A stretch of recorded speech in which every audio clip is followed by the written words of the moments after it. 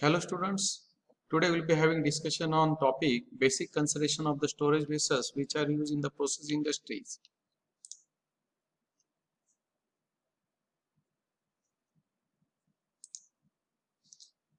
So we have the introduction of the storage vessels.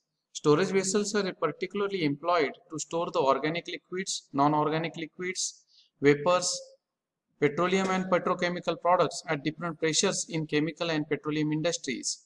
Such a large number of storage vessels or the tanks are widely used by these industries that the design, fabrication and erection of these vessels have become a specialty of a number of companies.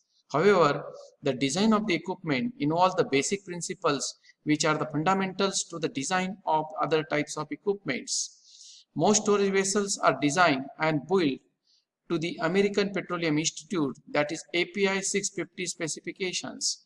API specifications were devised primarily for the design of the storage vessel for petroleum and its products, but can be used as a guide for the design of storage vessels of other liquids. These tanks or the vessels can have the different sizes ranging from 2 meter to 60 meter in diameter or more, and heights vary from 2 to 20 meters. The storage of vessels are cylindrical in shape and almost exclusively above the ground, but horizontal tanks can be used above and below the ground.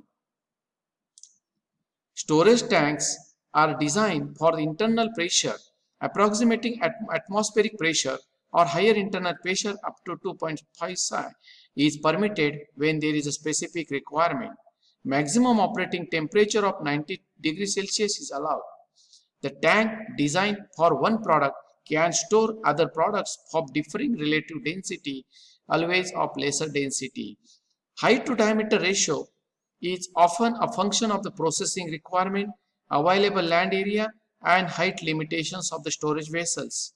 Pressure vessels and variable vapor space tanks often are horizontally oriented. These are called as bullets and spherically shaped to maintain structural integrity at high pressures. Types of industries where application of the storage vessels are found extensively. So one of the industries, petroleum processing and refining petroleum industries, petrochemical industries, chemical process industries, pharmaceutical industries, bulk storage and transfer operations, and other industries consuming or product producing the liquids and vapors, etc. There are some standards or the codes for the design of welded steel storage vessels. So we have API 650, BS 2654 and IS 803 for non-refrigerated above ground storage vessels, and also API 12F for the tanks for storage of production liquids up to 120 meter cube in volume. API 653 is meant for the tank inspection, repairing, alteration and reconstruction of the storage vessels, whereas API 620 is used for the designing the low pressure storage tanks. IS 10987 for underground or above ground storage of petroleum products particularly, and for design of the reinforced tanks we have BS 4994 for the tanks in reinforced plastics. The types of the storage vessels. Basically, there are 8 types of the vessels based on the type of the roofs used for the storage of the liquids and the gases. That is, first is the fixed roof vessel, second is external floating roof, third is internal floating roof vessel, domed external floating roof vessels, horizontal vessels, this is bullet shape, pressure vessel, variable vapor space vessel, and finally LNG, that is liquefied natural gas vessels. So first of all, the fixed roof storage vessels of currently used tank design, the fixed roof tank is the least expensive to construct and is generally considered the minimum acceptable equipment for storing the liquids. A typical fixed roof consists of a cylindrical steel shell with a cone or the dome-shaped roof that is permanently affixed to the tank wall. A storage tank are usually full welded and designed for both liquid and vapor tight, while older tanks are often have a riveted or bolted construction and are not vapor tight. A breather valve called as pressure vacuum valve, which is commonly installed on the many fixed roof tanks allows the tank to operate at a slight internal pressure or vacuum. Additionally, some gauge hatches, sample wells, float gauges, and roof manholes provide the accessibility to these tanks and also serves as a potential source of volatile emissions. So this is the picture of the standard fixed roof storage tank along with the conical roof and with some staircases and other fittings shown here over here. The breather wall, the diagram of the breather wall is also shown here.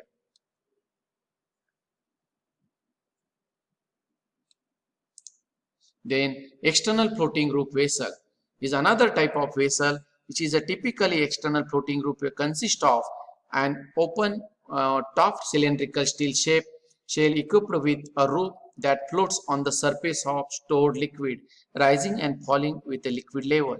The floating roof is comprised of a deck, fitting and real rim seal system. The floating roof decks are constructed of welded steel plates and are of these general types. We have pan type, pontoon type and double deck. We have the diagrams also. Although the numerous pan type decks are currently in use, the present trend is towards pontoon and double deck type floating roofs. Manufacturers supply various versions of these basic types of floating decks, which are tailored to emphasize the particular features such as full liquid contact, load carrying capacity of the roof, roof stability, and pontoon arrangement. So the diagrams here. Then the liquid surface is covered by the floating deck. External floating roof tank are equipped with a rim seal system which is attached to the roof perimeter and contact the tank wall. The rim seal system slides against the tank wall as the roof is raised and is lowered. The floating deck is also equipped with the fittings that penetrate the deck and serves the operational function. The external floating roof design is such that evaporative losses from the stored liquid are limited to losses from the rim seal system and deck fitting and any exposed liquid on the tank wall. So we have these diagrams for the pan type roof. This is the first simplest type of the pan type, which is made up with that some deck and rim arrangement. With these are the some trusses shown over the pan. This is pan is having the construction features as is the simplest type in nature, whereas the pontoon is the modification of the pan type roof.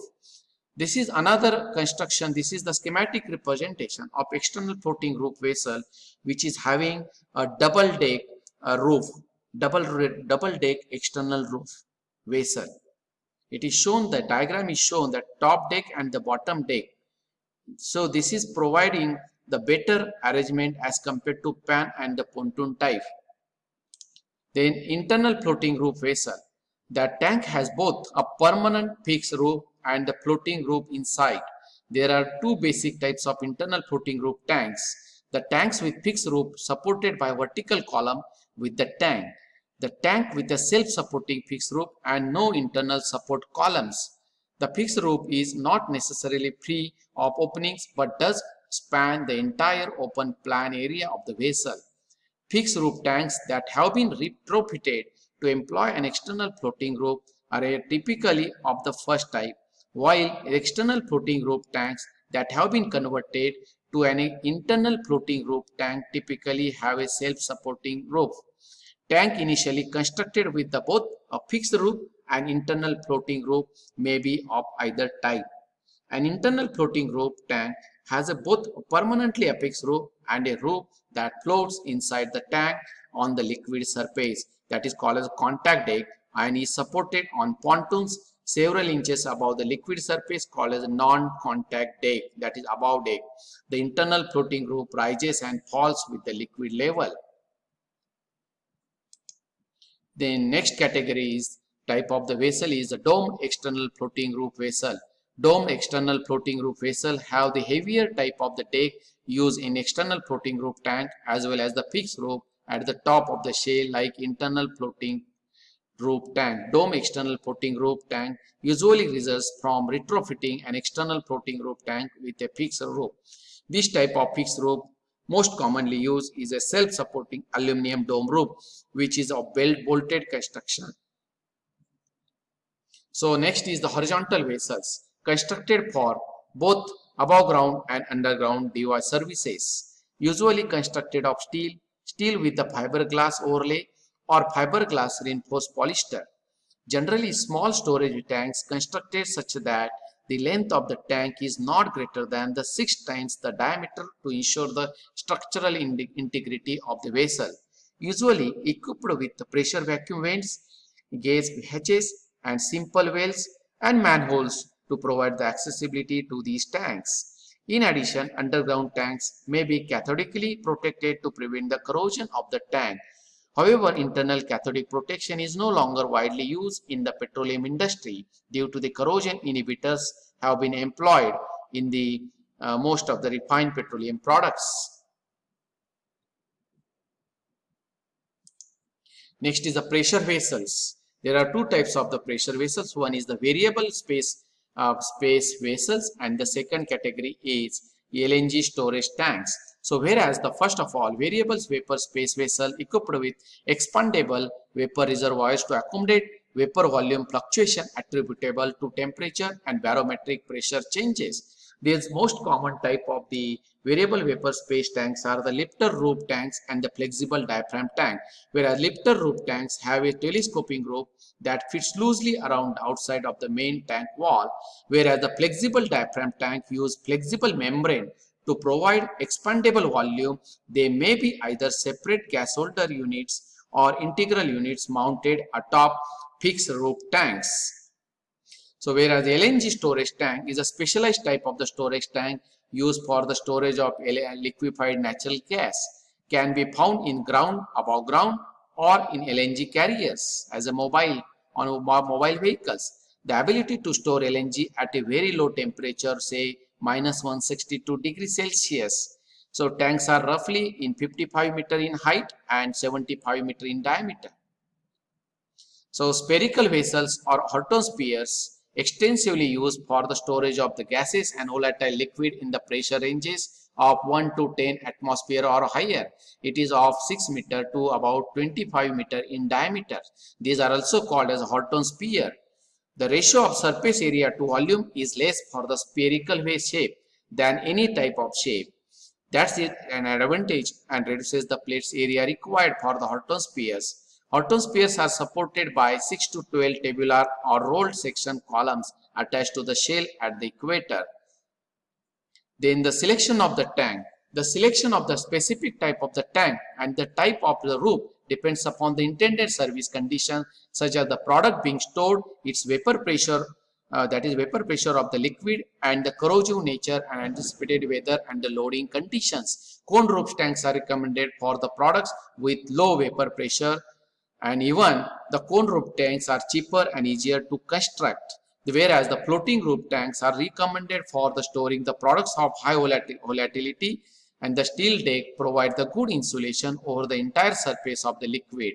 Whereas if you see the material of the construction, the material used in the construction of the storage vessels are usually metals, alloy, clad metals, or the metals with the lining which are suitable for the construction containing of the fluids. The cheapest and most easily fabricated construction material is usually hot rolled mild steel, that is called as the low carbon steel plates.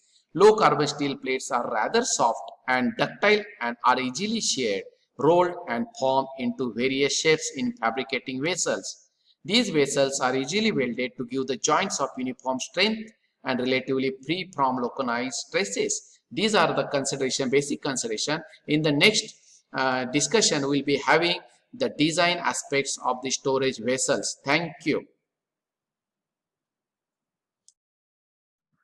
The important part of this design of the storage vessels to study the design aspects of the storage vessels. So we'll be taking here the standard conical fixed roof storage vessel into considerations.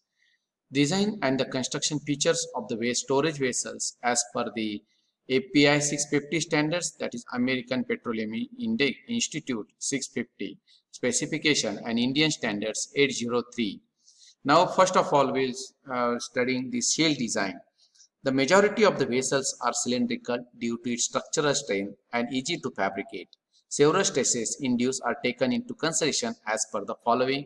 So first is longitudinal stress resulting from pressure within the vessel, circumferential stress resulting from pressure within the vessel, residual weld stresses resulting from localized heating, stresses resulting from superimposed loads, some stresses resulting from thermal differences, and others may be encountered in practice.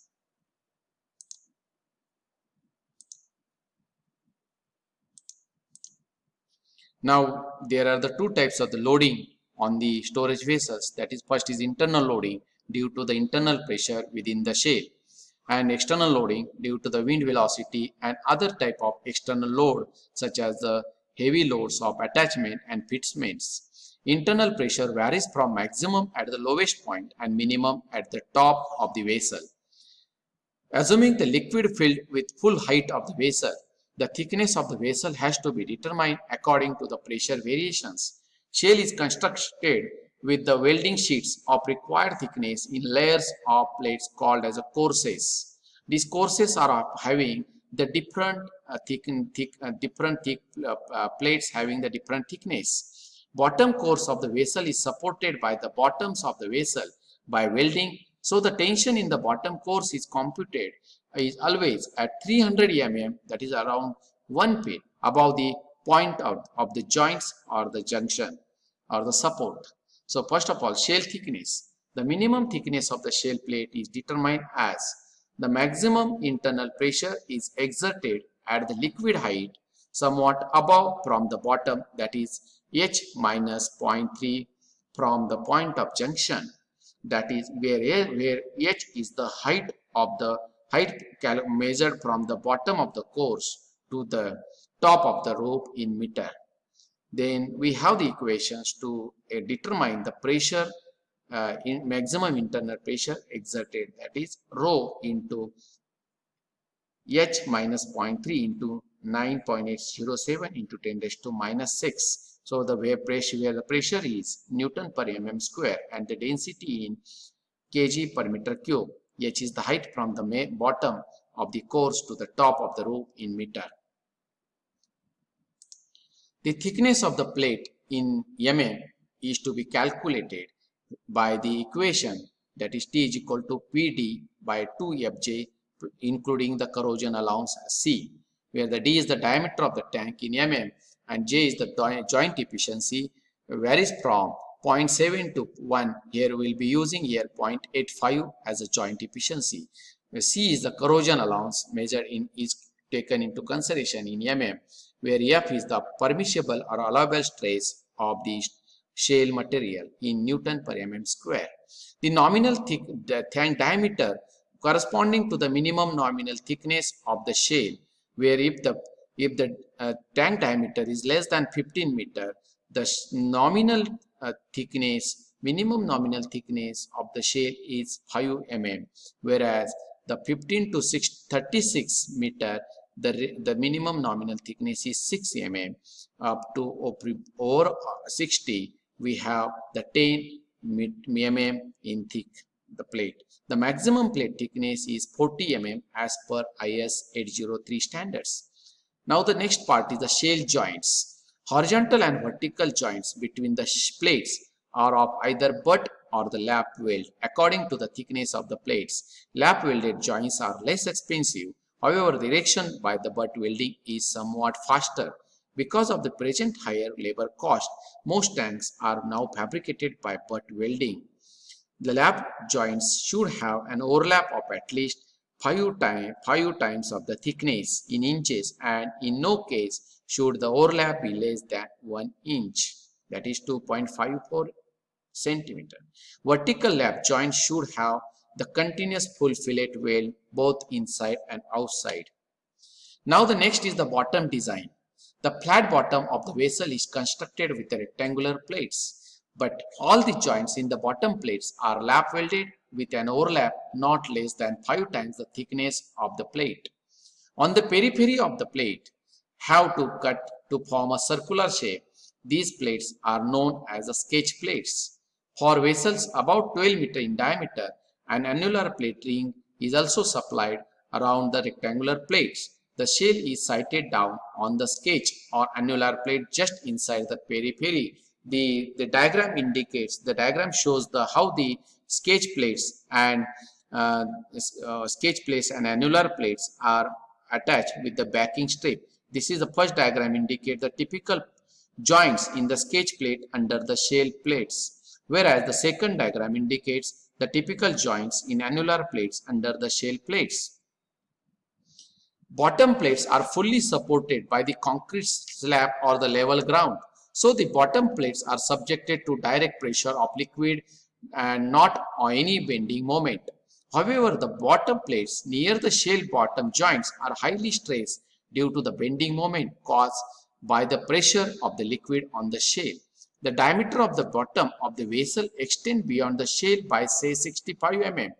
So it is the bottom is extended more than the vessel diameter, and the diameter of the bottom of the vessel can be determined by the equation as the sum of the vessel diameter plus twice the thickness of the shell thickness and plus twice the extended width of the bottom beyond the shell.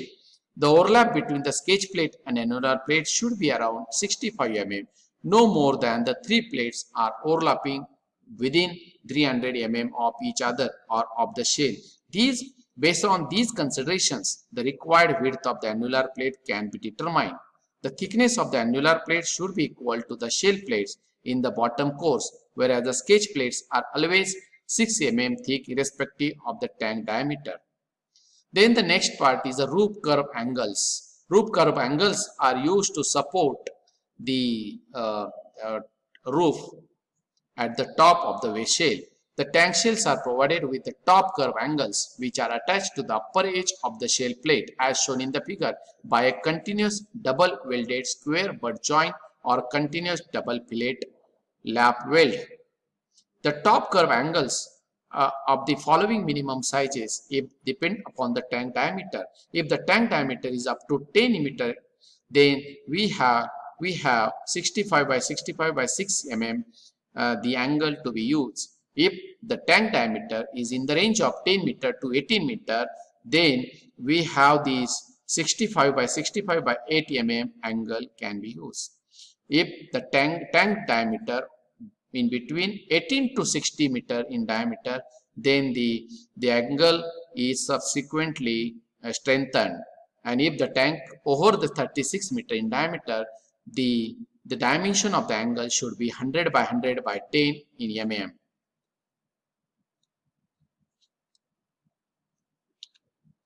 Area of the curve angle is the next considerations. In a self-supporting roof, the load on the roof is transferred to the top of the shell and to the top curve angle. The curve angle must have enough cross-section area to withstand the compressive load.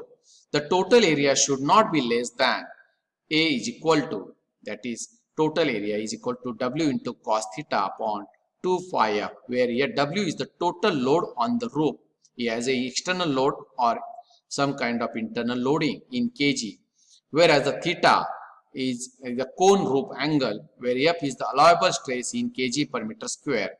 The area A consists of the sum of the area of the curve member, area of the shell plate effective, area of the roof plate effective, and it is calculated by the equation given here, where the TS is the thickness of the shell plate in centimeter, TR is the thickness of the roof plate in centimeter, where R is the radius of the vessel in centimeter and R1 is the radius of the curvature of roof in centimeter.